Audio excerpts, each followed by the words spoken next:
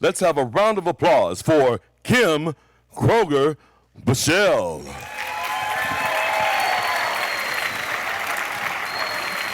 Well, hello, Daytona Beach. I am so incredibly grateful to be here with you today. Has anyone ever felt like they are in Earth School, and that in Earth School we are all here as spiritual beings having a human experience, and that we're supposed to learn and to grow and to evolve our souls? Perhaps you've heard that expression, when the student is ready, the teacher will appear. Well, I've had many teachers in this life, but the three that I will talk to you about tonight, well, they came in unexpected packages. You see, I didn't meet them on a college campus. They had no advanced degrees, no certifications, and yet the lessons that they taught changed the blueprint of who I am for the better. I will introduce you to my first teacher, Kenny, and Kenny came in the form of a little boy who was multiply handicapped. Kenny had medication-resistant seizures, and those left him with developmental disabilities, physical challenges, and behavioral issues. But what I remember about Kenny, he loved the school bus, he loved the Lion King, and he absolutely loved his family. My most cherished memory of Kenny came after a snowstorm had hit the Northeast. It was called the April Fool's Storm. And on that day, I was getting ready for work, and Kenny was sitting on the couch with his dad and his brother, and I came into the living room in scrubs. I'm a nurse. And he said, "Hey, Ma, you go work?" And I said, "Yes, Ken, I'm gonna go to work." And he told me to kiss Daddy, and I kissed his dad, and kissed Kyle, and I kissed Kyle, and then he very lovingly gave me a kiss on the lips.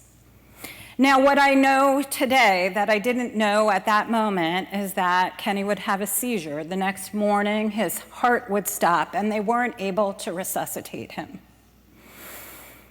The lesson that Kenny taught me on that day was that life is short and it needs to be well lived. My next instructor is Chloe, and Chloe is a little girl who was 13 years old. She was nonverbal in a wheelchair and had many, many medical issues. But what I remember about her, she loved the color purple, she had an infectious laugh, and she loved her two younger brothers and sisters. I was one of her private duty home care nurses, and the memory that I would like to share came on the day that she was going into the hospital for some surgery. So Chloe, it was my responsibility as her nurse to get her ready to go, and I did that, and I was wheeling her to the front door, and her two younger brothers and sisters were laughing and playing. And I thought to myself, probably because of Kenny, they need to say goodbye, and each one did that. And then her younger brother placed in my hand a CD with a purple angel on it. I didn't know what to think. But what I know now that I did not know then, Chloe survived her surgery, but she didn't come home, and that was the last time she had to tell her brothers and sisters that she loved them. The lesson, tell the people that you love them, and always say goodbye.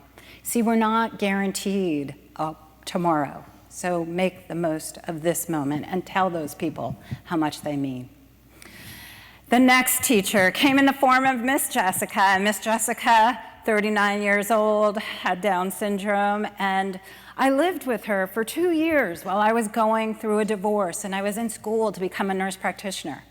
Jessica loved to sing, and she loved to dance. And every night I had to play 3 games of Sorry with her.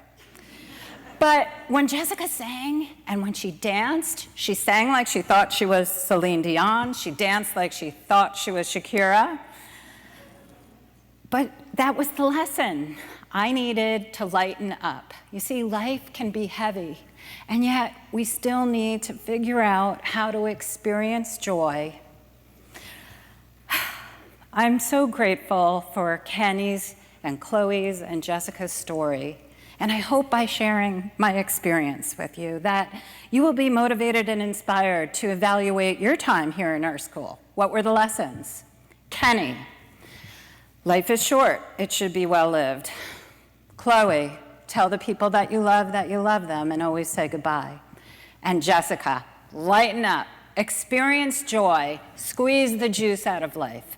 You see, in Earth School, if you open your heart, open your eyes, and pay attention, well, when the student is ready, the teacher will appear.